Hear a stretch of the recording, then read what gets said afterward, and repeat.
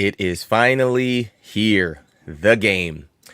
Welcome to Michigan Football at the Voice of College Football. I am one of your post-game hosts, Desmond, here with my partner, Dre, here with Mark Rogers as well. Before we get going, please like and subscribe, share the video out on social media. It helps grow the channel. We appreciate it.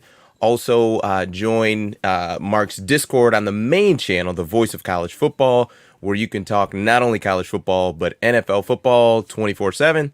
365. Gentlemen, we have made it. 11-0 versus 11-0. We got Michigan, Ohio State, the game, noon kickoff. It's finally here. It's finally here. Dre, how you feeling about everything? Well, I have a ton of thoughts in terms of that.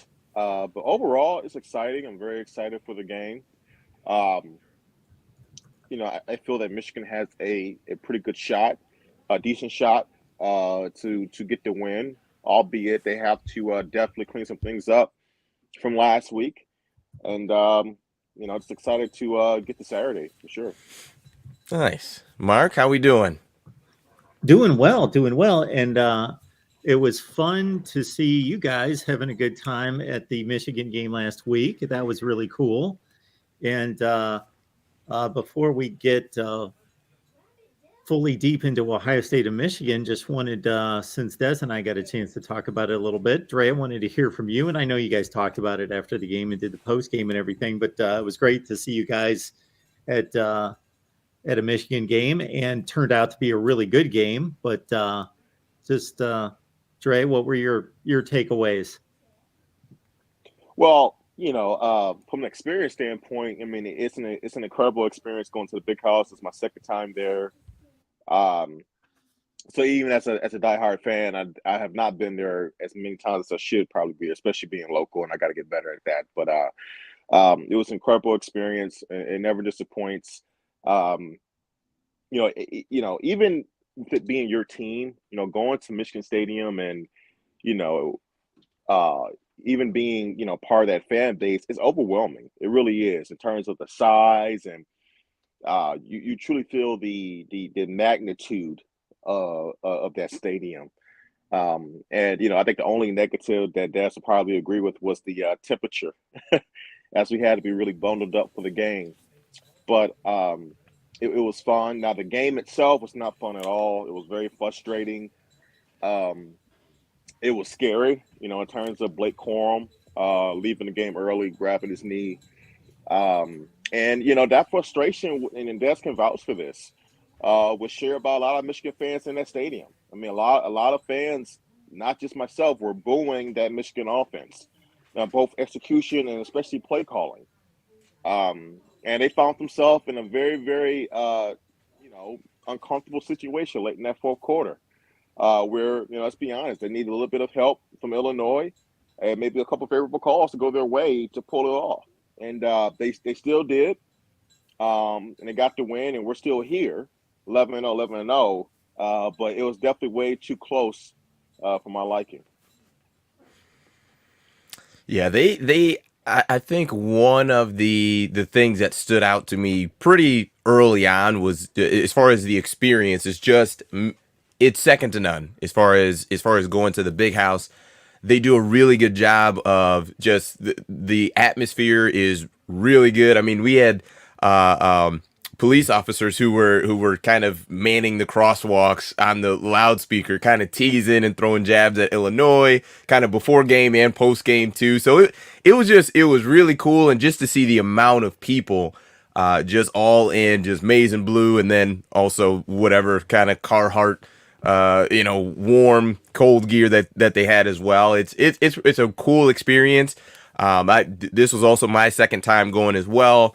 My first being, I think it was Colorado State, but one of the earlier games this season. So it was interesting seeing, the warm weather, and then also seeing the flip side of the cold weather. But they had plenty of coffee, hot chocolate, whatever kind of, drink that you wanted to kind of keep yourself warm. So I think they did a good job there. And there's enough concessions to where you don't always have to get into a super long line, where, it takes you 20, 30 minutes to get out and get anything. and then get back to your seat. So it worked out well. And like I said, it was interesting as we were driving through. We were driving by the stadium just looking for a place to park, and Dre had mentioned, because we had a conversation about, I think it was Dante Moore, or just basically a high level recruit of what would bring them to Michigan.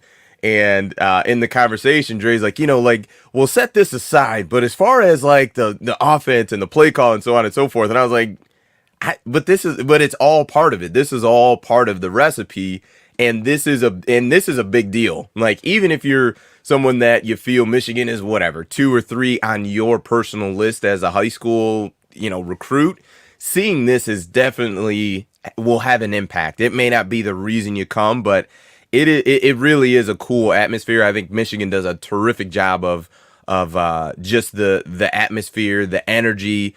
The fans, I think a lot of that has to do with the fans, and they do a terrific job. So it was a really cool experience. Had a great time, and like Dre said, there were a lot of fans in the stands that were very upset with the play calling, booing. Me personally, I'm not a big person that would boo. I do get frustrated, but that's just me personally. But fans can do what they want to do. But yeah, there was definitely a lot of frustration coming from the fans that we were sitting around within earshot of, and just the amount of times that you would hear just someone just say, Michigan's got the ball, run it up the middle, they'll never see that coming, and I mean, in multiple times, and the frustration level was very high. That wasn't even the funniest one. The funniest comment was late in the fourth quarter of the last drive.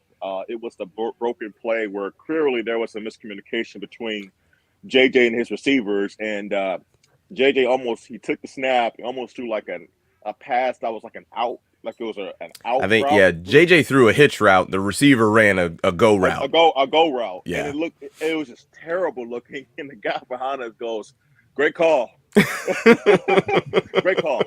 It was that kind of day though. It was a microcosm of, and we're gonna get into it, but it was a microcosm of the entire day, which was incredible dysfunction offensively.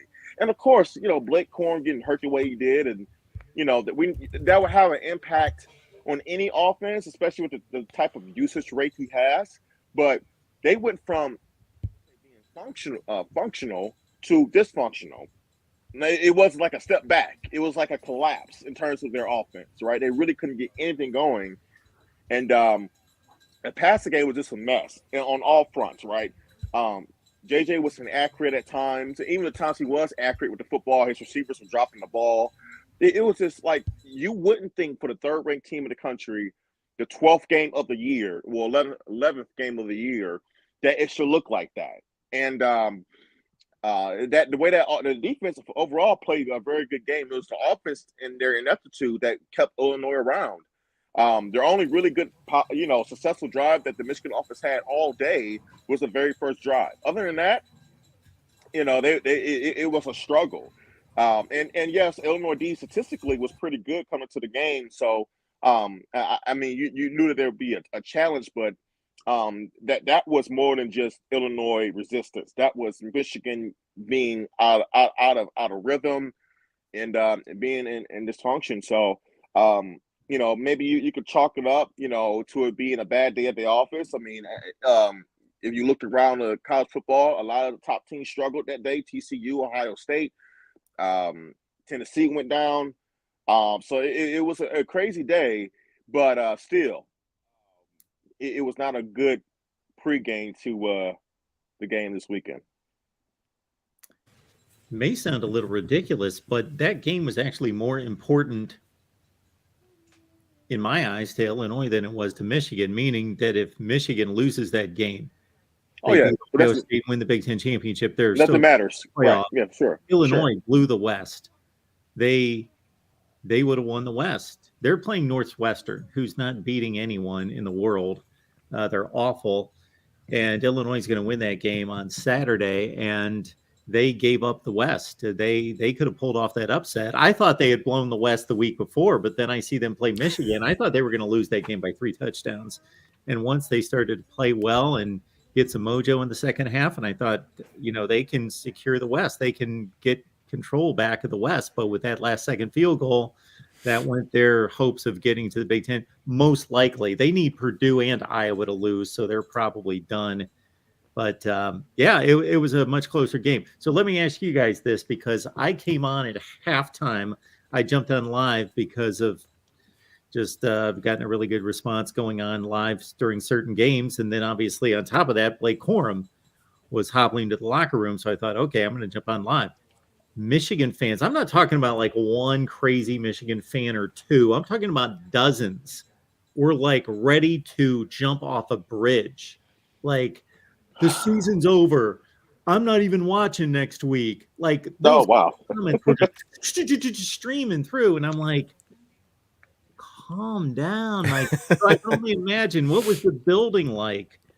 Well, It was silent. I mean, yeah. it was. I mean, I seriously, it went It took silent air out because the stadium. Yeah. initially the play just seemed like a normal play, and if you weren't very, I mean, you had to be right over where that happened in order for you to see, the Blake go down the way he did. From where we were, and I guess we were, if you're standing on the Michigan sideline looking towards the field, we were directly to the right. So we were almost on the opposite end of where Blake went down. So all you could see really was that someone was hurt, and I mean, pretty quickly it went around like, I think that's Blake. I think that's Blake, and it just went silent. There was no, replay or anything on the jumbotrons, justifiably so, right? When one of your players gets hurt, you don't want to replay that. But I mean, I could have yelled anything, and you would have absolutely heard it on the broadcast. Like it was silent.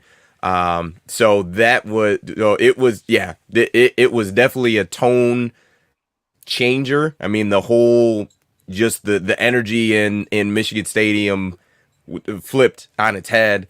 It went from just being exciting, because even that run that he got injured on was a pretty nice run. You see him jump over a guy. You're like, okay, great, great run. But just when that happened, it just really, the energy just was very different in the stadium, and it was, you could have heard a pin drop. I mean, I don't really have much to add. I mean, Des kind of pretty much said, it capsulized the whole feel of it. I mean, I just, then I'll just speak from my standpoint. For me individually, like I felt all of that, because, and part of it to just how important Blake Corum is to this offense and how one dimensional they are. This is not an offense that is very diverse in terms of how they attack, which is something that, hey, they're not going to just, Jimmy is who he is. It's not going to change. And I said it like 20 times to Desmond, after Qualm linked to the locker room, that, hey, this is why you prepare for the what if scenarios, right? This is why me and Des will come on this, stream every week, and we'll say, hey, what are you doing to prepare for if your fastball doesn't work, right? Or something goes wrong with it. And you can see throughout the course of the game that really starting to rear its ugly head. So that fear was definitely evident, both in the present for that game against Illinois, and especially for next week, because we know we're already going to be slightly behind the eight ball. I think Michigan fans overall feel more confident, of course, this year than last year, because you've seen that we can do it. But still, that, hey, we're on the road this year. We do realize that Ohio State is upset, and they're going to be very motivated to win this game. And to pull off the upset, or not upset, but to pull off the win at least, we're going to need all hands on deck. And Corum is, if anything, is the most important player on that roster, both offensively and defensively. He is the engine of that program. He is one of the leaders, moral leaders, on the field leaders. He is vital to that team. So it's one of those things where you just couldn't, the timing of it, Mark, everything, man. It's like, this is like the worst possible scenario in the moment, right? Because you feared the worst, that, he wouldn't be coming out that locker room, that he was done. And on the flip side, when halftime concluded and you saw he was the first person to run out of that locker room. You heard the standing Place ovation went right away. crazy. You know, like that kid means a lot. Yeah, it definitely made an impact. And we talked about it a little bit post, in the post game show on Saturday. But I just, to me, and Dre, you could attest to it. But from the begin, as soon as he jogged out to actually play in the game, I looked at Dre. I'm like, there is no way he should be in this football game right now. I'm like, absolutely no way. I understand it that there's a certain element to, well, guys just kind of banged up. You got to play through it. I'm like, but this is knee. This is just something that's too critical and too crucial for his future. To where, I mean, and maybe I'm just not aware of just how quick MRIs and those types of things turn around, but from what I know, the in stadium type of scans that they can do are kind of on the preliminary side. Like it's not the full extent of what's going on. And I am someone who will stand on it that he should not have played. And now I don't think it's any huge indictment, but just for me, But I just felt like the decision there's no way that he should have been playing after holding his knee that way. And I think sometimes from a coaching staff, you do have to protect players from themselves because these guys are warriors. Like they want to put it all on the line, and that is how you have to play. But sometimes as a coach, you do have to step in and just say, you know what, hey, glad you're feeling better, awesome, but we're gonna let you rest, man. It's fine. The guy next man in line, we're good, man. We got it. We're good. So I was in lockstep with Desmond with that thought process at the game. Now, after the game, Harbaugh did say that structurally things were good. So that kind of altered my view on the situation in the aftermath, because what that tells me is that whatever test they did during halftime was that they may not have known if how bad the pain was. I can't feel the kid's pain, but whatever test they did, X-ray, certain physical pull tests, they determined that his knee was structurally sound. So See, let me interrupt you for a second, Dre. So yeah. to me, here's the flip side of it. If you say structurally things are good, does that mean something is bad? Like, are you only highlighting the positive of it, right? And I don't know. I'm just literally just speculating, kind of playing devil's advocate. But Right. you know what I No, I mean? get it. Yeah, I mean, no, for sure. I mean, there's no doubt, but it's clear as day that the kid was hurt. I mean, like, and that's not even saying hurt. He was injured. Like, because hurt is like you took a little hit, but you can shake it off. You can play through it. It was clear as day that, I mean, there's actually a video that was circulating, on Twitter, of Blake in his warm-ups. Now, from where we were sitting, we could see them warming up, but we didn't have the angle that was close enough. We could see if somebody was limping or not. Well, there's a video that was circulating that was showing Blake warming up, and he was working on a cut, and he pulled up as soon as he did a cut. So he could go in a straight line, but just making a cut hurt him. Not to the point where he couldn't do it, but it was clear as day something was bothering him. So I think the news came out that it was a severe bruise / hyperextension of the knee, which is an injury that looks like it can vary in terms of healing. It could be a couple days, it could be a couple weeks. So look, I guess it was one of those things where the medical staff was like, well, technically he's structurally good to go. It's kind of your call to see. And what I think Harbaugh and his staff did was, okay, even this sounds weird because, and me and Des noted this, right? The first carry, he didn't even get the first carry, but he got the second carry, right? So, it's, I guess they want to kind of have him go out there. Let's have him take a couple carries. Let's see how he really is playing. And it was clear he wasn't right, and they pulled him. So, but I know we kind of got into the weeds here, Mark. But overall, he's vital. And the team, the fan base, everybody could feel his absence.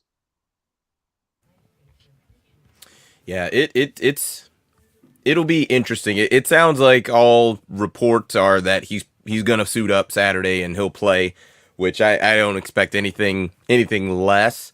That That guy's a dog. He That is. kid, he's a dog, man. It's rare where I really go on a soliloquy of a player, like I do about him. He embodies. I don't care what program you have, who you root for. He embodies everything that you want in a player. And you've heard nothing but great things about him from everyone, from his positional coach, Mike Hart, to Jim Harbaugh, to anybody that's spoken about him, to, Fox Sports doing a special on his background. He's always been a hardworking kid. He just embodies everything. I think there was a story that came out that um, when he graduated early, high school early, to enroll early, into the Michigan program, and he got to the weight room too early. Like, I think they had to wait till 6 a.m. on that day for them to allow him into the weight room, and he basically got there at 5:30. They had to wait 30 more minutes before they can actually let him in. So he embodies everything is right, and you want him to heal up not only for Michigan but for himself, because he deserves to have as long as of a career, not only on a college level but on a professional level as well. He's that talented. Absolutely. Yeah, and someone had mentioned too the health of Donovan Edwards, and I think that's something else too that is important when it comes to this game, because to me, I think with the combination of a healthy Blake Corum and a healthy Donovan Edwards is so much so that part of me does understand the lack of development of a pass game. Part of me, a very like 10% of me, understands it, because those guys are so dynamic. And it's more so than just the 10-yard runs and things like that. It's just when the O-line, when you're on the whiteboard and you draw it up and the O-line wins everywhere they're supposed to, those guys take those plays from just a first down to home runs. And it's just such a game changer to have running backs who can do that on a consistent basis, and who do that on a consistent basis. And that is why I think it is going to be so important for those two to really get going, because I mean, at this point, we can just be honest about it. Michigan has not developed the type of dangerous pass game that I would say a lot of people wanted. So what? No, Des, no, no, Go no, ahead. no. Michigan passing game sucks. Let's just cut through the meat and potatoes. Let's get to the meat and potatoes of it. Their passing game sucks. It just does. And there's just no. I'm sorry. I'm done sugarcoating. We are in the last game of the season, and the passing game looks the way it looks. I don't want to hear nothing about Schoonmaker's out, and that's JJ's favorite target, and all this. Like, it's ridiculous, especially for the standards of the third-ranked team in the country, to have a passing game that is as dysfunctional as it is. I'm not asking you to be Ohio State. I'm not asking you to be Ole Miss. I'm not asking you to look like Spencer Rattler, who had the game of his life versus Tennessee. I'm not expecting that. But You probably are Ole Miss. Yeah. Whatever. But the point is to at least look average. And I don't want to hear anything about JJ's completion percentage. Oh my God, do you see his percentage? Look, use your eye test. Passing game good enough to make a defense respect it? Absolutely not. Absolutely not. And I'm sorry, that is something that, as great of a season they are having, and by all means, I am pumped. I still think they have a chance, and I'm happy to be here as a Michigan fan. But if you can't just cut to the chase and say, look, for a really good football team, their passing game is terrible, then I don't think you're paying attention. Well, in that case, you got to lean on your running backs. Then I mean, that's that I think that is going to, because it's difficult to say. Right, there's some people who are going to say, "Well, Michigan is saving it for Ohio State. They've been saving the pass game and all the deep throws. It is such a lazy narrative, and I agree. If you believe that, then you're being fed a spoonful of dog manure. Okay, like stop that. Nobody does that. You may have a couple trick plays here and there like that, what was it? The Donovan Edwards pass we saw in a Big Ten title game last year. You may have one or two or three plays like that you can go to if you really need it. But let's be honest here. Like, you are who you are. right? Because you can't even execute the simple passing plays. Seriously. Seriously. So it's just like, I don't want to hear that. Sometimes you call a spade a spade. This is a really good football team. I think a very well coached football team, a disciplined football team, but they have a major flaw in their passing game. And to be quite honest, JJ is a more dynamic quarterback. It's clear as day. And from a potential standpoint, this offense can be and at times has been more dynamic. But this passing game has not been better than it was last year. It has not been better individually as a passing game. So I'm sorry, for kids supposed to be more talented than the previous quarterback, really haven't seen much improvement in that particular area. I'm going to mention one play that indicates what's possible, and then we're going to introduce Pat here and get the Ohio State take. Sometime in the second half, J.J. McCarthy hit Andrew Anthony on what would have been like the top of the helmet, like right there. And that was a beautiful throw. We were right there, Mark. Laser shot between three guys, and that's what J.J. McCarthy can do. Unfortunately, his receiver dropped the ball, and I believe the previous play, Anthony was open, and J.J. missed him like 10 yards over his head, but then he threw a laser shot that looked like Aaron Rodgers threw it, and the ball gets dropped. The problem is, Mark, that for one, me and Dez were on that side of the end zone. We had a great view of that. JJ dropped it in the basket. It was perfect throw. I actually made the joke that I said to the guy that was next to me, I was like, well, think about it. If you only got one ball a game as a receiver, it'd be pretty hard to get in the rhythm. So, I was making a joke. He still should have caught the ball, but I think that's a microcosm of like this up and down thing with JJ McCarthy is that, at times you see the arm, man, that's a brilliant throw. But more times than not, he's doing the latter, it appears, in terms of the bigger shot plays, in which he's overshooting guys by, 5 to 10 yards at times. So, look, it's not going to be something that's going to get better this year. He is who he is. You just hope that there's something that they can do over this offseason that can help them get better with that, because right now it's not good enough. We welcome Pat Murphy to the conversation from Bucknuts 247 Sports. So Michigan fans, Ohio State fans, whichever side you're on, jump into bucknuts.com. Check out Pat's work as he prepares us for the game. Pat, how you doing today? Good. Thanks for having me on, guys. Yeah, I will get us started, and then I'll let Des and Dre and you guys go back and forth because I have the opportunity to talk to all of you all the time. So, Pat, who would have thought when this Ohio State team lined up against Notre Dame and we had, the full schedule in front of us, and even maybe 3 weeks ago that Dallin Hayden on the Ohio State side might be the most talked about player this week as being an X factor in this game? Yeah, it's certainly going to be interesting to see how he gets used. I was actually in the process of writing something kind of saying he needs to be, at the very least, involved more in the game plan than he has been recently for Ohio State, because he's been good. And take talent out of it for a second. He's the healthiest running back Ohio State has. And if you watched Ohio State against Maryland last week, Travion Henderson, who arguably just purely on talent is up there with the best running backs in the country, but clearly just isn't right. His foot's causing him issues. He had one nice play at the beginning of the game, but couldn't hit the holes, couldn't do things behind the same offensive line that fans are telling me on Twitter and on our message boards is garbage. Dallin Hayden comes in and runs for 147 yards and 3 touchdowns or whatever it was. So whether Mayan Williams, Travion Henderson are healthy enough to at least go in this game, Dallin Hayden's got to be involved because he's been effective right now. And I think, like you said, he could be an X factor, an unexpected player in this game that has historically had quite a few of those over the course of its history.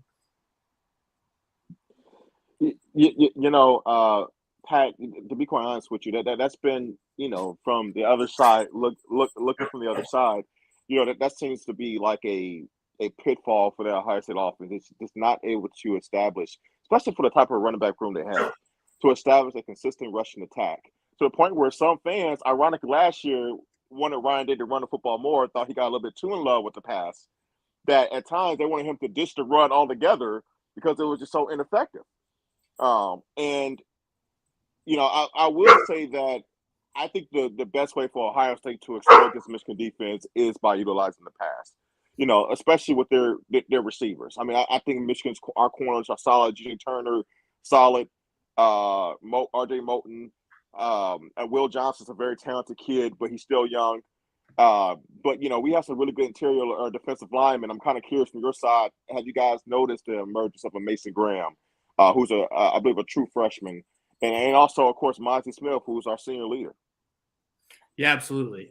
I think that the battle of the trenches in general is going to be huge for this, right? I mean, either team, take the running backs out of it. If you can create holes, if you can dominate up front on either side of the ball, I think historically, you look at this, that's a team that wins or at least has the edge in this game. Obviously, there's been times in the past when that hasn't entirely been the case.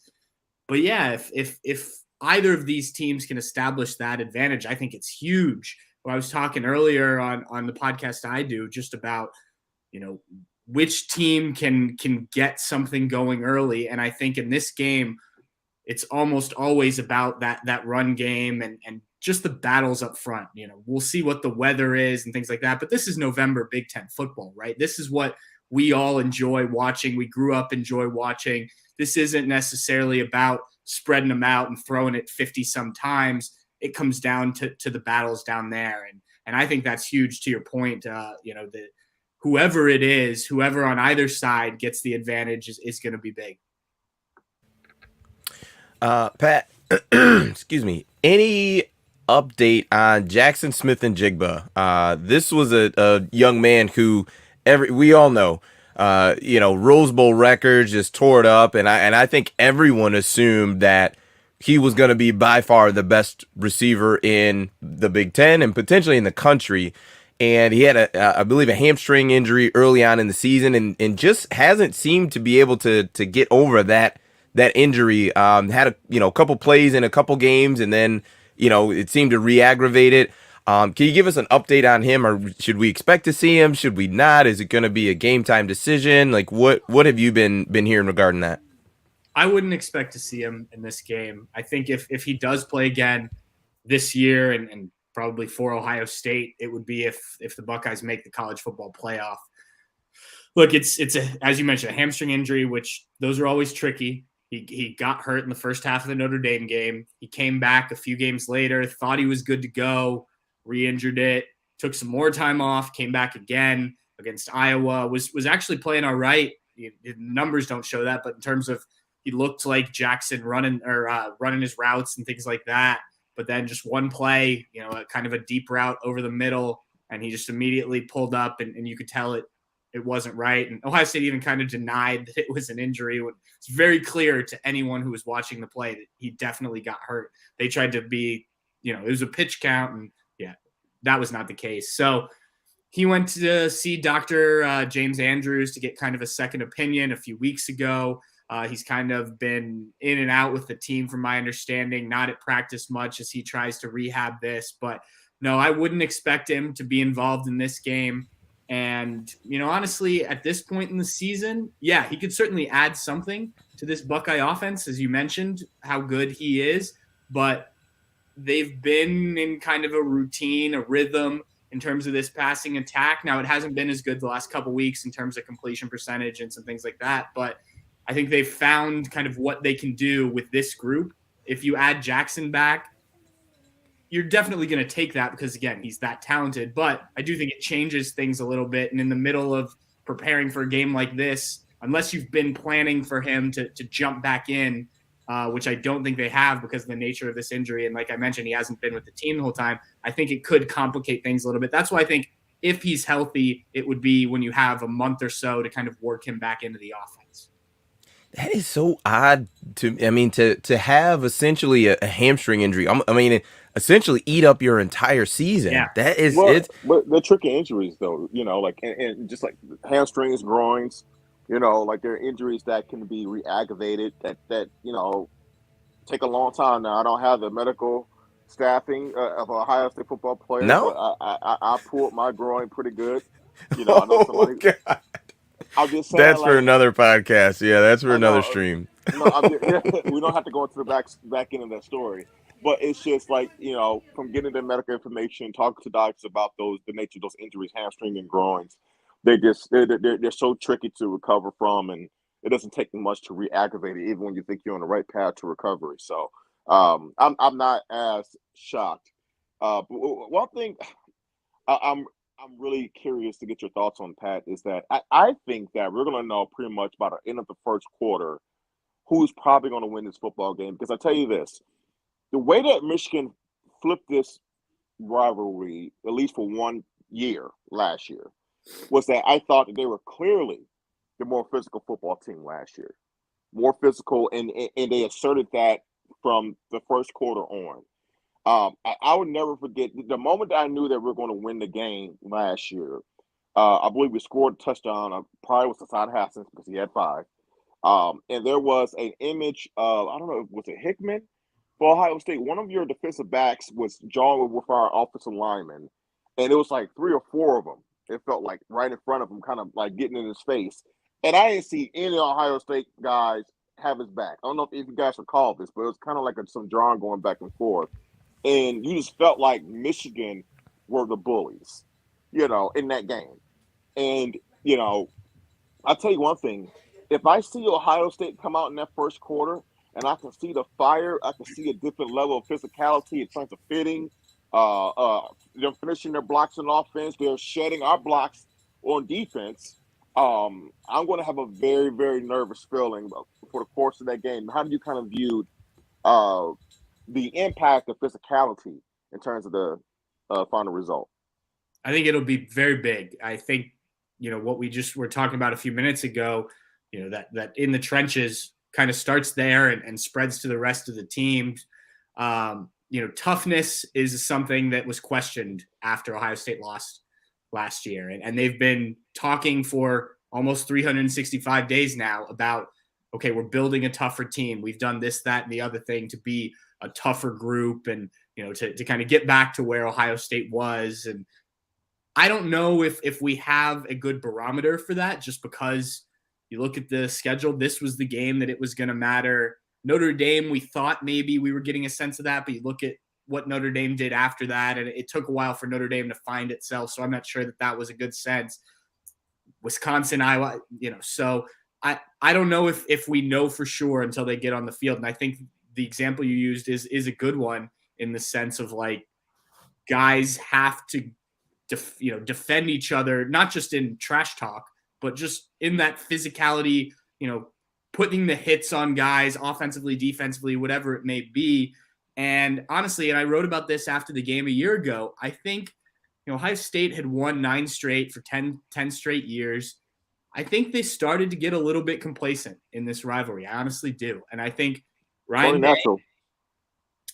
Day, who's a guy who didn't grow up with this rivalry like Jim Tressel and Urban Meyer did, not that he changed anything, but or emphasized it any less, but I think there's something a little different when a coach who didn't, know this rivalry in and out and had never experienced a loss. These players had never experienced a loss. A lot of them, even the Ohio kids, hardly remember the last time Ohio State and Michigan had lost before last season. So I think it just kind of became accepted that Ohio State beats Michigan. And I think finally, not that there hasn't been some close games and whatnot, but finally Michigan hit them in the mouth and Ohio State didn't have a response. And so they've talked the talk all year now, the Buckeyes have, about, respecting this rivalry and all the things that you want to hear them say if you're an Ohio State fan. We'll find out at noon on Saturday if this is legit, and that toughness, that physicality is a big part of that. Well, it's hard to have hate for someone that you constantly beat on. I agree. Honestly, like this is the truth. I mean, and that's why we're, we've had a couple of Ohio State fans that pretty much on every stream that we do. GOJ is one of them, and I've always found it interesting the level of anger and irritation that some Ohio State fans had just by losing to Michigan. And I know you never want to lose the game, but I'm like, you guys have beat us like 18 out of the last 20 years. Like, are you really that upset to where you're like, oh, he better win, Ryan Day better win next year? I'm like, you've been killing us. Like, I think it's okay if you lose one every now and then. I think you'll be all right. You know, Yeah, I mean, I'll say this. Going into the last few years, the conversation that I heard from Ohio State fans was more nervous about that first loss to Michigan than probably anything else. I mean, the national championship game in 2020, playing Clemson, those type of things is like it does, that the fact that they'd won, ending that streak, the nerves there was up there with anything else. You're right. You'd think if you just dominated something like that, you lose one, you lose two, it's fine. We've carried the flag, right? But they don't want to lose any. I think some of it has to do with the history of the rivalry and, the lead that Michigan has in the series. And a lot of people my age and older grew up with the 90s where Michigan just had Ohio State's number, and Ohio State fans saw some really good teams miss out on national champions, miss out on Rose Bowls and things like that because of games against Michigan. So I think all of it kind of plays into it. But yeah, no, to your point, I agree that's the game. They do not want to lose it. And maybe some of it too is there is no other rival for Ohio State. There's no Michigan State, right? So it's just this one game that, as they say, can kind of make or break a season. My sports scars are deep with a couple World Series, and they're really deep with 3 consecutive NFC Championship games, but mostly with Michigan losses. Absolutely. And I was explaining this earlier in the day because we had Justin Rowe on, and he said that they did a podcast with John Colasar, who caught the game-winning touchdown pass against Ohio State in 1988. And I said, Ohio State had a 4-win team in 1988. So they weren't even going to a bowl game, the worst bowl. They were an awful team, and they were a double-digit underdog, but they played a great game. They had a chance to win. That game meant more to me than the Michigan game means more to me than winning a national championship. Wow. Absolutely. If you grow up in Ohio, especially during a particular era, I guess, as Pat alludes to, beating Michigan is more important than anything. I don't even know how to equate it in regards to being 11-1 with a loss to Michigan would equate to what record? I don't know, 6-6 beating Michigan. I might be better with 6-6 beating Michigan than 11-1. Wow. And I think it's changed a little bit now because you do have the Big Ten championship. You do have the college football playoff. So it's not like it used to be where it's just the rankings and maybe even the national championship wasn't as big of a deal. It was college football was a lot more regional, right? So you had those bragging rights. Yeah, you didn't win a national championship, but you had those bragging rights here. Whereas now, and especially in the future, the loser of this game could still go on potentially and win a national title, maybe even this year if things play right. So I think the people growing up now in this rivalry will look at it differently than Mark and a lot of other Ohio State fans, just because there wasn't that before and college football was just so different. The one thing, and then I'll let the other two cut loose here, that I wanted to hit on, Pat, that you brought up is this sense of entitlement, possibly, we're just conjecturing, with players and possibly coaches. And I know that they're hard at work and doing their very best, but it's human nature. But certainly that's not coming from the fan base and not coming from the school, not coming from everything that surrounds, because everything is tunnel vision toward Michigan, meaning, and you know it better than I do, I'm only in Columbus sporadically, but just being in Columbus, being on campus, the Woody Hayes Center, all the countdown clocks and the M's get X'd out and everything. Despite the dominance in this series, Ohio State fans are still paranoid with Michigan. Wow. That is so interesting to me. And Des, I don't mean to shut you out here. I'm going to say this real quick and I'll let you go. That is so interesting. I'm serious. I'm not just trying to play, to start something. Like, as much as you guys win, I just really would have thought oh, well, I don't know. I mean, like, it's interesting.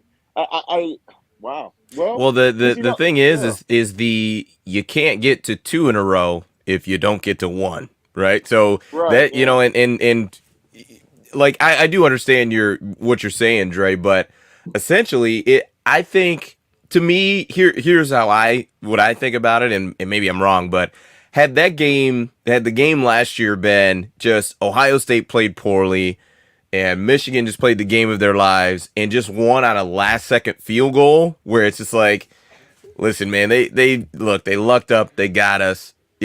I think that would be one thing, but I mean, I feel like everyone can be in consensus with that was a very dominant performance by Michigan, where you just saw it, right? You throw the ball to throw the ball 4 times and a half and not be Army or Air Force, and to be successful with that, like that's very telling, right? So I think it's the way that it looked, and I think that is something that's you can replicate that. You can replicate physicality, run game.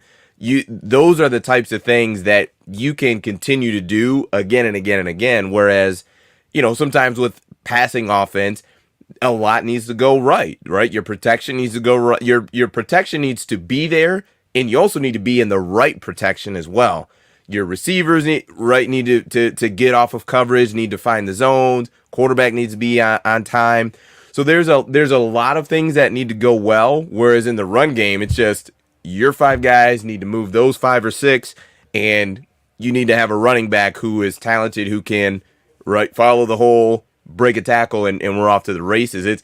It's much of a simpler game. So maybe that's part of it. Well, I think I think it's we're talking more in terms of mentality. It's just it's a lot easier. And like I think it's like I saw Ohio State tweet out something. I think it was their account. They painted some helmets to be Michigan Wolverine helmets. Kind of put some tape on there. Yeah, it's for the practice squad. Yeah, for the practice squad. So I'm sure those guys had a great week. No, but it's like, can you really embrace a hunter mentality when you've won? You lost the previous year when you've won so much lately. As opposed to Michigan, like I would have zero. I have zero patience. I'll give zero excuse for Michigan coming out this year entitled. Like, who the heck are you to be entitled? You got 1 out of 12 or 13. I lost track. So it's like I find it very hard to believe that they're going to try, but how are they going to, from an energy standpoint, truly embrace having that hunter type mentality when they've had so much success recently in this rivalry? It's easy for us as fans to do it because, as you said, Pat, you have the context of history. But those players on campus, most of them from seniors to sophomores, probably not freshmen, have beaten Michigan probably more than once. So it's like, can you truly, really embrace being a hunter, type of mentality? Well, I will say that the fact that both teams are 11-0 and there's so much on the line, I think not that gives either team an advantage here, but clearly there's something to play for. If one team were coming in with 3 losses and this game wasn't getting the hype that it is, and we didn't know what this meant for both teams, then maybe you're right in that sense. But I think just for both teams, like there's so much on the line here, right? There's just if you lose this, and both sides said this week, players on both sides, the season is kind of meaningless. You get to go play in a Rose Bowl or something after this, but you have to watch the other team likely go on and play for a Big Ten championship and then possibly a college football. So I think that, take the motivation of last year out of it. I think there's plenty of motivation for both teams strictly on, look, we've got a shot to accomplish our goals. It's all right there, and we get to do it against our rival. And you're in our way, essentially. Like, rivalry aside, you're in our way of winning a national championship. And regardless of what we think about the teams and what they do well and any flaws, because both teams are talented as they are, they do have flaws or things they've been up and down all year. They have legitimate national championship aspirations. So, I'm with you there.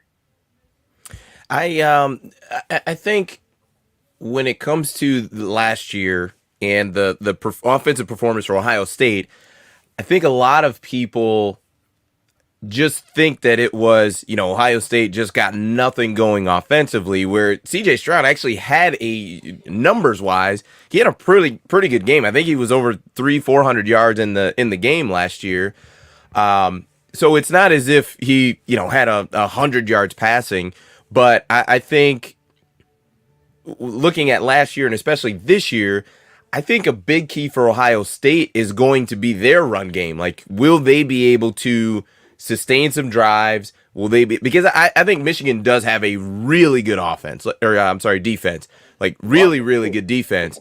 And I think it's something that I don't think you can just line up and with as talented as CJ Stroud, Marvin Harrison Jr., and the receiving core is, for as talented as those guys as a group are, I don't think you can just line up and think you're going to throw the ball 60 times in the game Saturday and think you're going to win that game. I just don't. I just truly don't believe that. So, Pat, do you think that the O-line has done a good job or a good enough job in the run game to be able to sustain some of those drives and really fill in some of those spots? Because, like I said, you're not going to have 65 pass attempts and think you're going to beat a really good defense. So do you think they'll be able to do enough on the ground to be able to balance it out at least a bit when it comes to the Ohio State's offense? Well, to your first point, CJ Stroud last year completed almost 70% of his passes, 394 yards and 2 touchdowns. The biggest thing to me, and this goes to what you're saying a little bit, 4 sacks. That was double any other game the rest of the year. And obviously Michigan's defensive line was what it was last year, and that front seven really. But that was the problem, was that they gave up 4 sacks. And obviously the defense had its issues and whatnot. But no, I think you have to be able to run the ball in this game, as we were saying earlier. And Ohio State has made that a focus. I mean, coming into the year, we heard at press conferences and talking to players and coaches about how they wanted to be more balanced this year, and how CJ Stroud, despite wanting to be a Heisman Trophy finalist and winning the award and all that, was more concerned about winning games and whatever the team had to do that than putting up statistics and whatnot. And at times this year, they have been really good at that. They, against Notre Dame in the second half, they leaned on that run game. They've done it a few times this season. Now, this second half of the year, since the bye week, which they had literally in the smack dab middle of the season, the offensive line has not played as well. There have been some injuries. Last week, Matthew Jones, the right guard, had towards the end of the game had to leave the field. He was carted off. It doesn't sound like he is going to play. I would be very surprised. He walked off in crutches at the end of the game. I'd be very surprised if he played. So it'll be interesting to see who they fill in at that spot and how that shapes up in terms of adding a guy this late in the season who hasn't played much in that spot. But I think that in the games that they haven't played well on the offensive line, they didn't play great against Iowa, but that's a pretty good defense. They played solid against Penn State. Northwestern was the one that everyone points to because they couldn't pass the ball. The wind was crazy, and they couldn't just blow Northwestern despite having superior athletes off the line. I also think, having stood on the sideline before that game, I think that was one of those games where the Buckeyes kind of went in there just expecting to roll, and they didn't. And so it took a while to kind of get things going, and they did a little bit. So I think that is a question that is still to be determined. I think the linemen will come in with the right mentality for this game. I think everyone will, because it's the game. And I think that's an area where you can't just turn it on, right? The physicality in there.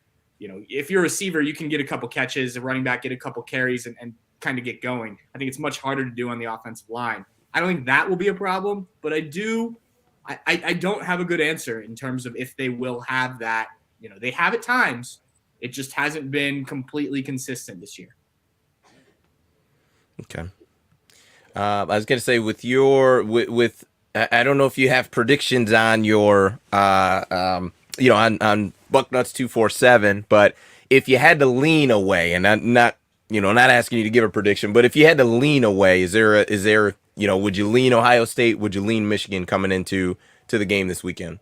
Yeah, we haven't. Our predictions, I think, are due tomorrow. I'll probably start thinking about that before I get too much turkey and fall asleep. But I think just home field advantage. I'm going to lean Ohio State. But I think this is going to be close. I've said it for the last few weeks when people have talked to me about this. Look, nothing's going to surprise me result-wise in this game. I went into the year expecting Michigan and Ohio State to meet undefeated. I honestly, with the guys that Michigan lost, didn't expect Michigan to be as good as they've looked, frankly. And so that certainly changed my perception of how this game was going to play out. And I think there's some flaws in Ohio State's game that have come to light over the last few weeks. CJ Stroud, as good as he's been overall, last couple of weeks, his completion percentage hasn't been good. He's forced some passes. We talked about his numbers last year, but this game's going to help define his career from an Ohio State perspective. Ryan Day, how he handles this game will be defining for him as well. His two predecessors didn't lose to Michigan very often, and if he loses two in a row, so I think there's a lot on the line for Ohio State. I think being at home certainly helps, and not to say there isn't for Michigan. I could go into that too, but I'm leaning Ohio State, but again, I wouldn't be surprised if Michigan is able to get the job done. And I think it will be a close game, which I think is the benefit for the Big Ten, because I think there's the possibility if things work out that the loser of this game, if it's close and again, things fall the right way, you could see for probably the first time I've ever thought this, that two Big Ten teams could get in the playoff. That would be interesting. That'd be very interesting. I think both of the teams have flaws and things that they need to work on. So I don't think either one of them are coming into the game flawless. If you would have asked me about this game last Saturday at about 11 a.m., I think I would have felt really confident with Michigan winning the game. The Blake Corum injury, No, I think is a huge deal.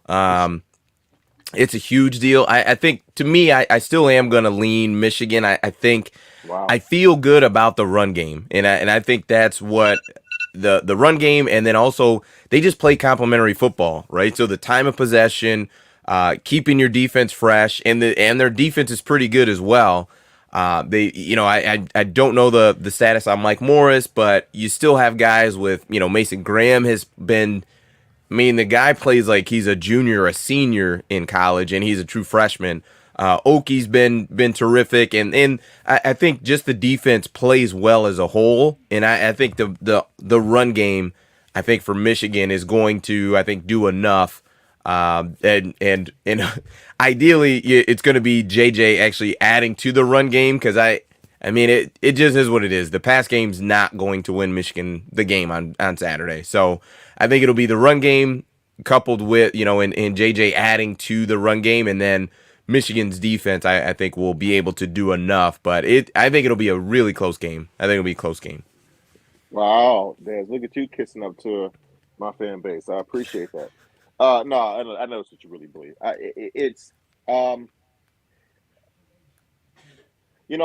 Earlier, all throughout the year, I've been very consistent where I felt pretty good about this game for Michigan. I thought they had the formula. I always said they have the formula, Ohio State, which is keep that offense off the field, control TOP, and try to have long, drawn out, but scoring drives, one way or the other. Of course, the Corum injury, I'm not going to adjudicate that. It's huge with that. But what I worry about is it's not about the passing game being explosive, but can JJ and his offense make third downs when they're needed? That's what concerns me. Being on the road, you don't have quite the juice that you would have at home. I'm having a really hard time seeing Michigan coming out on the winning end based on how they play. Because here's another thing. The entire year, Michigan gets off to really, really slow starts. Their first halves are normally not very good at all. And if you combine that with the fact that Ohio State has a really good offense, you find yourself in a 14-3 hole going to halftime. You're Michigan. I even say 14-10. and Ohio State has the ball coming out, that's nightmare fuel, for the way this offense works. Because Michigan's offense is predicated on being front runners. They're not predicated on coming from behind, especially against a more than competent offense like Ohio State. It was one thing for Illinois, and even Mark said they kind of, Brett Bielema let Michigan off the hook a little bit. Ryan Day's not going to do that. He has the lead. You're not going to be able to sell out on the run for Ryan Day. He's going to hit you a whole different types of options, if you're going to try to sell out to get one more possession. So I'm actually leaning more towards Ohio State.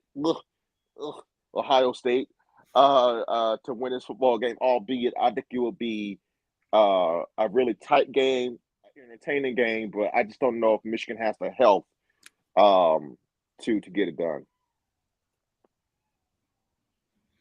Mark? I don't think Ohio State wins this game by any more than 5 or 6 touchdowns. So I think it's okay. It's on Patreon. Wow. Got to go to Patreon. Nothing more than that. So I mean, he's being a little. There's a little humility sprinkled in that. Nothing more than 5 or 6 touchdowns. Guys, I thought he was going to say. Michigan Channel people are going to be all over me. I thought he was going to say, I don't think there's no way that Ohio State wins this football game. I thought he was going to say that. I'm like, wow. But yeah, okay. No. All right. Well, I see where you stand, Mark. I guess we'll check Patreon to. I'll put it this way real quick, and we got to let Pat go, and we appreciate, Pat, your time. Absolutely. Is that when this season started, I believed Ohio State was with Georgia and Alabama. I had less confidence in Ohio State. I was less sure. I wanted to see the Jim Knowles defense, but I thought that those were the 3 best teams in the country. And then once I was convinced that they had improved considerably, I thought Ohio State was 10 to 14 points better than Michigan early in the season. I still thought Michigan was really good, like a top 5 to 8 team in the country, but I thought Ohio State was close to 2 touchdowns better. Then we got to see Penn State, Iowa, those examples, and Ohio State, the narrative with the ground game, not moving people in short yardage. And I was leaning Michigan for a few weeks, thinking they're more consistent, they're tougher. And when I say tougher, I'm not talking about being soft. I'm just saying they're able to move the line of scrimmage and control a football game. And I was leaning more Michigan for a few weeks. Now I'm kind of coming back the other way. Yeah, I feel like it's almost like toss up like the NFL, home field advantage. That'll get you 3 points. So that's pretty much it. But I think the line was 7.5. It'll be interesting. I mean, I think if nothing else, I think the ability once again for Michigan and Ohio State to showcase their talents, who they are, with literally every eyeball that is interested in college football and some that are not watching the game. So all in all, that for a fact you're going to have that. So I hate to cut in with one more and to hear from Pat on this one. I would say that from down to down, the Michigan defense is better than Ohio State's, but it seems like Zach Harrison, look at the last 2 plays against Maryland, whether it's Zach Harrison or a JT Tuimoloau or a Jack Sawyer or Tommy Eichenberg is playing out of his mind. Like Ohio State, they've got splash plays on that defense. Like a 5-star will show up about 5 or 6 times a game and make a play that's like, wow, this just wrecked an offense or created points or something. Yeah, I mean, I think, you just look at the recruiting rankings lately. That backs up what you're saying, right? Especially on the defensive side, where Ohio State, surprisingly the last 2 years defied talent with how bad their defense was. And guys have made plays, to your point, Zach Harrison, JT Tuimoloau, some of the linebackers. And I think you're right. This is year 1 of Jim Knowles' defense. Michigan's in year 2 with this similar defensive scheme. So I think there may be something to that, just having a guy who can step up and change a game. I don't know, but it's hard for me to use that as a justification for win or lose, though, because like you're arguing one player over the course of a game as opposed to a better scheme or a better executed scheme. I don't know. I think it depends on how that play's made, right? Like the JT Tuimoloau plays against Penn State were just, there's nothing you can do. You can't coach that. He went out and changed the game. You mentioned Zach Harrison at the end of the last game. Like but but that if you can scheme correctly throughout the whole game and you don't need that, as Michigan has done a lot and Ohio State has done some, then I think that can be as effective too. You may just not have the splash plays in that sense. So I don't know which way to take that. I mean, I think you're right, Mark, but I don't know which way that helps in terms of leaning one way or the other. Yeah. Well, I think it's in terms of identity, and guys, please feel free to hop off. I know you guys got to run, but I think it goes to identity. I think that Michigan has, from a defensive standpoint, it's not necessarily the players over Ohio State. I agree. I think there are more game records in terms of pure raw ability on Ohio State's defense, but I think Michigan has more of a solidified identity on defense. And I also would say this: Jesse Minter's second half adjustments this year have been second to none, in my opinion. It's remarkable. Whatever besides Illinois, and granted, the defense is not the problem, but overall, whatever the opposing offense did the first half, Michigan essentially takes it away in the second half. Can Jim Knowles do that if there is something that Michigan is punching Ohio State with that they're not prepared for, or not? They clearly don't have the right setup to deal with. I'm not exactly sure. I know that they are a more aggressive defense this year, but I'm not so sure if they are fixed the Achilles heel of last year, and that's what I think that will be telling about Saturday. Hey, Pat, thank you so much for stopping by. We want to encourage everybody to go to 247 Sports. That's bucknuts.com. Check out Pat's work. He does an exceptional job covering Ohio State football and basketball. Pat, enjoy the game. I will. Thanks for having me on, guys. I appreciate it. This is fun. Thanks, Pat. Pat. Well, fellas, it's one of those things where it's tough, right? It puts me, guys like us who I think, we try to look at the games for what they are, and our teams for what they are, and put our fandom aside. And I'm not just, it'll be one thing for Michigan's offense if last week was I could chalk it up as an aberration, right?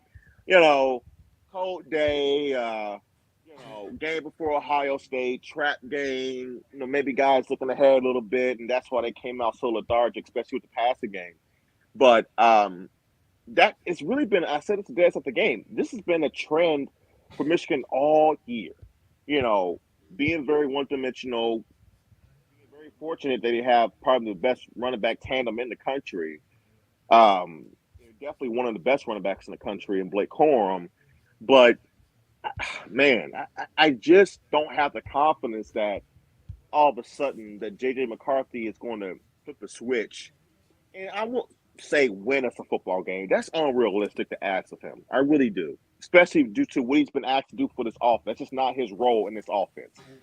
Jim wants him to take care of the football, make plays when he has to, but they want to lean on the running game. But I don't know if can he hit 8 to 10 key passes in the game. I'm sure you can do 4 or 5. You got to have it, right? But I don't know if he can do it more than he's done, right? Can he do something we haven't seen? This isn't the type of game that you see something random from a quarterback that you haven't seen signs of, in the past. So I don't know, man. I can't reasonably pick Michigan to have what they need to have offensively to get this done. Now on the flip side, I think what can help even that out is defensively limiting the explosive plays, not allowing Ohio State to gas you, and getting after CJ. That was one of the biggest changes last year. You saw Aiden Hudson, David Ojabo, those guys make CJ uncomfortable, get to him a couple times. I mean, Aiden Hudson had 3 sacks last year in the game, really imposed his will. I'm sure Michigan's not going to have an individual performance per se defensively, but can they collectively have that type of performance with Mike Morris and Oki, Mason Graham, Monty Smell? Can those guys, Jenkins, can those guys collectively cause problems for the offensive line of Ohio State? So I don't know. I don't have a lot of confidence. I'm certainly not, defeated like I was last year coming into the game, but I'm not feeling great. Pull it out. There's a stat that the team that is more successful rushing has won this matchup like 20 some years in a row. And Wow. last year was Michigan 297, Ohio State 64. It was Michigan 7.2 yards per carry, Ohio State 2.1. I think that trend can be broken. Ohio State doesn't have to outrush Michigan, but they can't allow that again. Yeah, They, 2.1. Yeah, you yeah, can't. 64 yards. No, it's got to be more like if they can hold Michigan to more like not 297, like 180, and they run for 100, 110, where, the passing game's going to be, the splash plays and the core of the offense, but they've got to even that out somewhat. I mean, if you're I Jim think the Knowles, third down is going to be yeah, huge because to me, as a defense and let's just say in a vacuum, right? If you give up, right, 5 yards on first down, 4 yards on second down, and Michigan decides to try to throw the ball on third down and don't get it and they punt, I mean, you gave up, right, 4.5 yards a carry, which if you extrapolate that for a game, not ideal. But if you can do it in pockets like that, I think it's something that Ohio State can live with. But I think the third down is going to be big because Ohio State is going to. Well, I mean, no matter what team it is, you always want to get off the field on third down. But to let Michigan kind of sustain those drives, keep the Ohio State offense on the sideline, because I feel like when you do have more of a spread offense, that rhythm is a big thing, and being on the field a little bit more matters a little more. So I think for Ohio State, it's going to be critical for them to get off the field on third downs. And really, I look at Michigan the exact same way. Like to be able to, even if you're not sacking CJ Stroud, just pressure, knocking him down like that. You'd be surprised at how much that impacts quarterbacks at all levels. Doesn't NFL quarterbacks get impacted when you push them down because they understand in their minds the clock is, well, man, that guy almost sacked me, right? If I held the ball for another half second, that would have been a sack. Well, and then now that starts to mess with their internal clock. So even if Michigan doesn't get 4 or 5 sacks on CJ Stroud, if they can just get the pressure, get the hurries, get in his face a little bit, kind of muddy it up, knock him down a bit, I think that'll be big for their defense. I mean, if you're Jim Knowles, how do you not just load the box? Yeah. And just, like, literally. That's what I would do. I mean, Yeah. I would go for broke. Yes. I would go And for You can broke. always adjust. Mm-hmm. Make them throw one 50 yards over your head, and I'd even make them throw it again. See if they can do it again. We were in the stands and I looked at Dre and I just said, Dre, if you're the Ohio State defense next week, I was like, how are you? I'm like, I would be the Madden or college football engage 8 of blitz. Everybody is coming on first down. Everybody, I'm blitzing everybody. Yes. Because if you can, just imagine if you get a 1 yard loss and it's 2nd and 11. That overall, that's going to put Michigan in just such behind schedule that they're just not used to and they're not comfortable with. That's not where they want to be. I'm going for broke. I am going for broke. That would be me. Literally, you have to make JJ. Essentially, you need to make Michigan do something that they haven't proven all year that they can do, which is they can beat you consistently with the passing game. Like literally, if Jim knows to admit, like hell high water. If we lose this football game, they're going to have to do something that they haven't done all year. Other than that, you're not beating us with the way you like to play football. And Mark, especially seeing it, is clear as day. They have a penalty. If they get second, like Dan said, they lose a couple yards, 2nd and 12, even 2nd and 9. If they're not able to get 3.5 yards off that first carry on first down, they are in critical situations where they don't have the.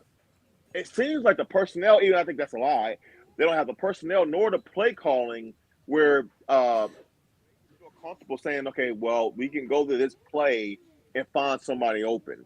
It's just they're totally out of whack. And so it's just that I find that so hard to believe that Ohio State won't do that. And that's part of why I have like lower confidence going to this year's game. It's like, it's just no way that you're going to play God sakes, 2 high safeties, maybe one high safety against this type of offense. Like you said, Mark, you're going to have to beat us at least once, over the top before I even think to respect that. Yeah. Yeah. Ohio State secondary is the worst unit on the team on either side of the ball, but it's not lousy. They're serviceable. They're decent. They're all 4 stars. It's not a great unit in the secondary, but they're okay. And I'm looking at the forecast, 52 and sunny in Columbus. Well, at least there's no excuses this year. Look, I mean, and that's why I don't want to hear that. Ohio State, if you guys lose, Michigan's going to gloat like we should be able to, and I don't want to hear any. Well, narrative. I mean, we can all I think us 3 here can agree that was a light snow to flurry last year. I mean, that was like it was a blizzard.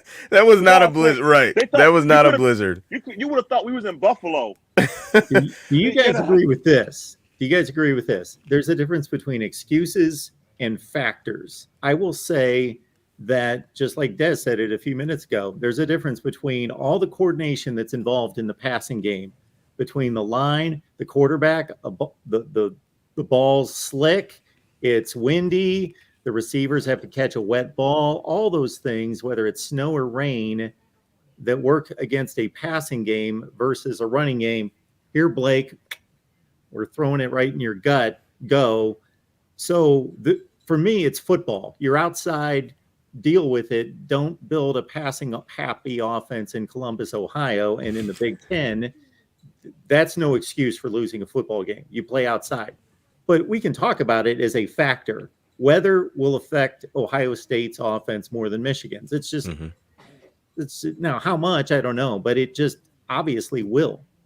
Yeah, absolutely. And I was a believer from the beginning of the season. We were here on the channel, but to me, even though they were playing CJ Stroud when he had at that time, I think 11 starts, I had told Dre, I'm like, the time to get Ohio State is going to be this year. Now, this was last year, because I'm like, this is a guy he's never played in this rivalry game before. He's never been here before, and he's a new starting quarterback. Like, it is different. Like, until you have played Northwestern and Iowa and just all of those, until you've played them, you don't have experience against them. So it's one of those things where I felt like you had a shot. Whereas now I think this Michigan team is better than they were last year.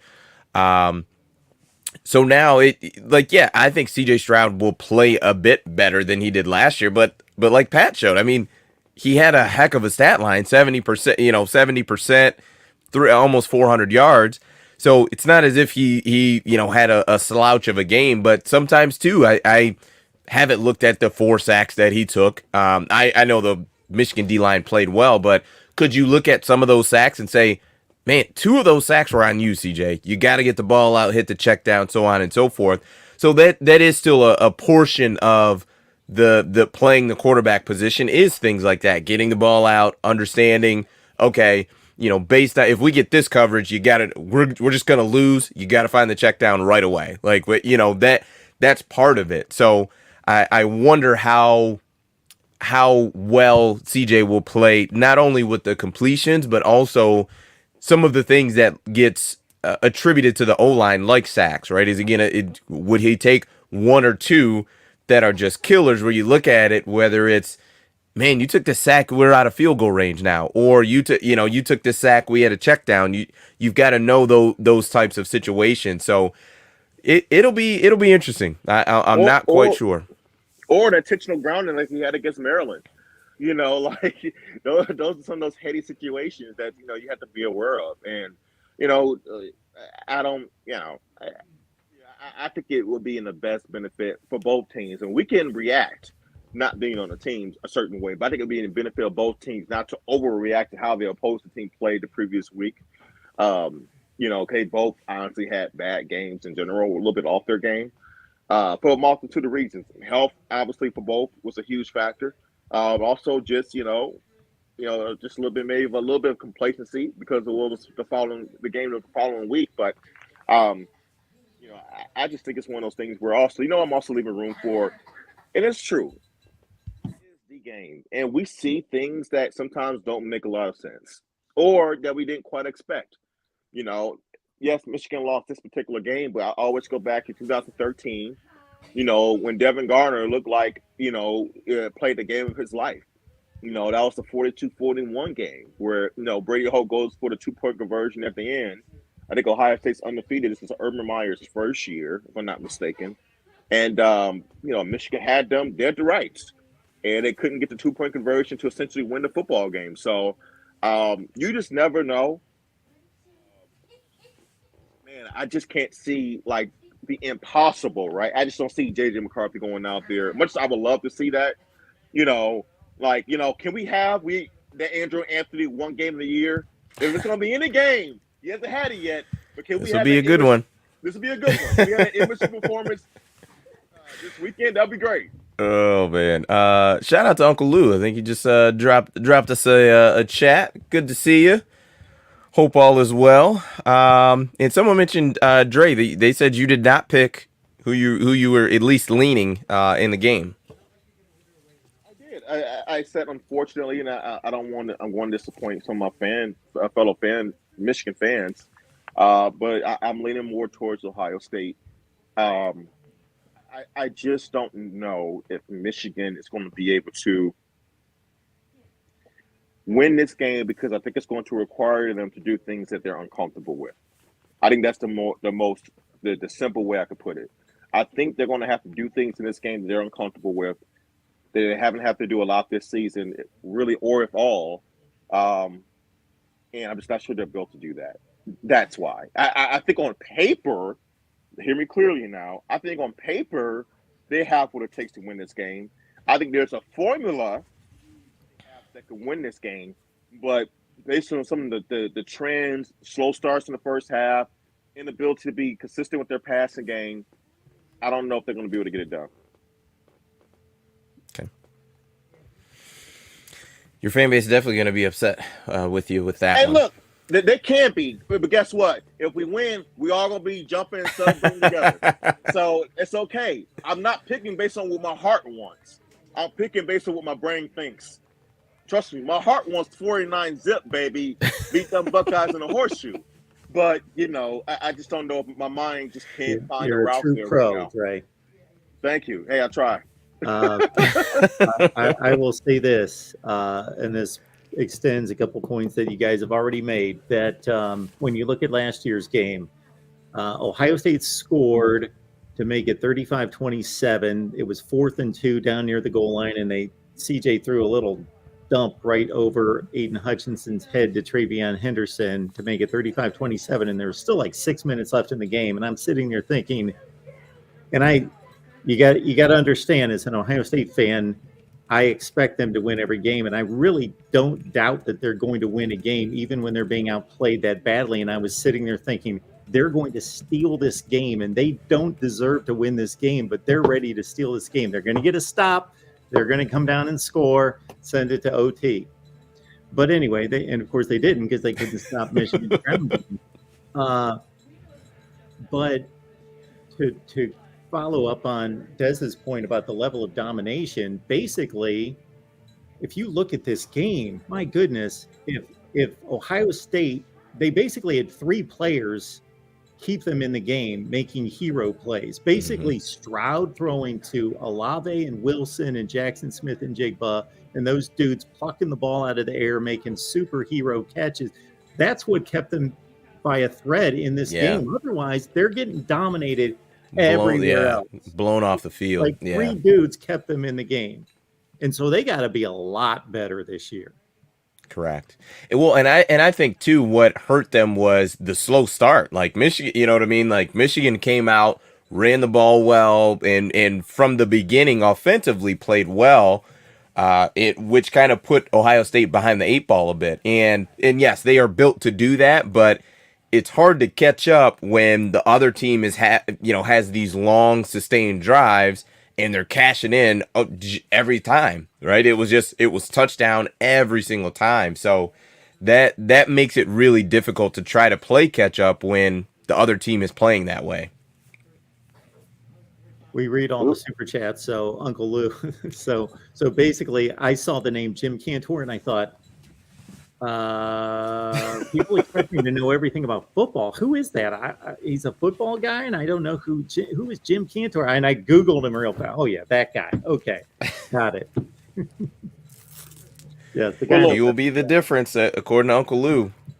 All right. Well, yeah. Well, just know that weather will be a factor. Well, it won't be a factor. How about that? It will not be a reason. It won't be a reason, but it can be a factor. How about that? So, After a few hours, it was supposed to be raining on Saturday, and now it says sunny. So who knows? Someone had put that basically the Ohio State weather change, or the Ohio weather changes hourly. So Yeah. I mean, I don't live there, so I'll take it. I just know Michigan weather is atrocious. Ray, you read this one. oh wow. I'll try to determine what kind of voice I want to use. I'm just going to read it. I hate Dre. You're acting like we're just going to lose. Like I know our passing game hasn't been great at all, but you haven't seen what South Carolina. South Carolina did to Tennessee, and they have been awful all season. Relax. You know what? RELAX, Dre. Relax. Aaron Rodgers. No. Well, I do like the South Carolina comp. Yes, they came out of nowhere. Spencer Rattler looked like Aaron Rodgers actually for that particular game. I also feel like that's a bad comp too, because South Carolina won by flinging the ball all over the field, which is what Michigan can't do, right? So or hasn't done. How about that? So their playing style was the antithesis of Michigan's playing style. That's one. Two, I will say this: Rattler, albeit he's had a up and down college career, he has shown a lot more flashes of being able to do that potentially than JJ has, and played in the offense at Oklahoma, where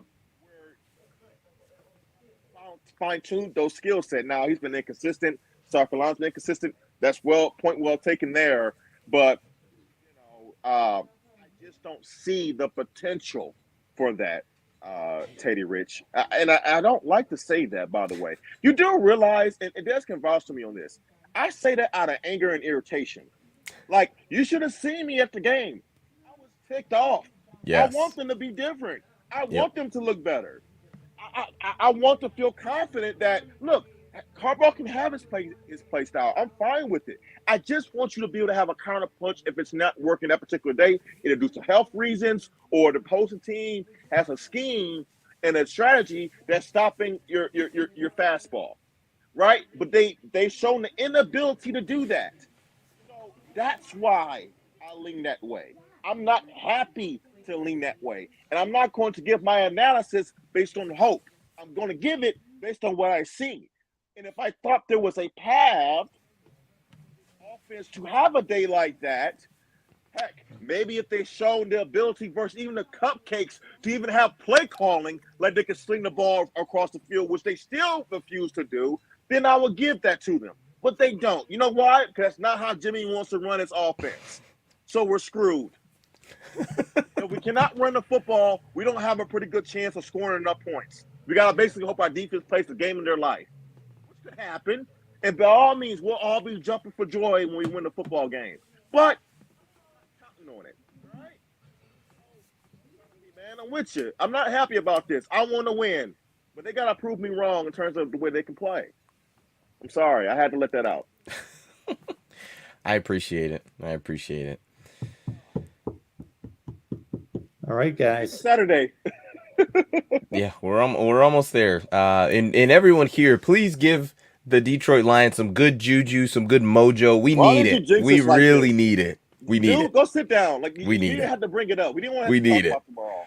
Listen, man, the situation is the situation. So, anywho, we'll take that. But want to thank everybody for tuning in. We greatly appreciate it. As you guys know, we'll be here Saturday post game after the Michigan game wraps up. Hope everybody has a great holiday, a happy Thanksgiving. Enjoy your family. Hopefully you got some time off to relax, recharge, all that good stuff. But yeah, thanks so much for tuning in. As always, we greatly appreciate it. And that is it for us. Go Blue. Thanks, Christopher, for the super chat. See you next time. See ya.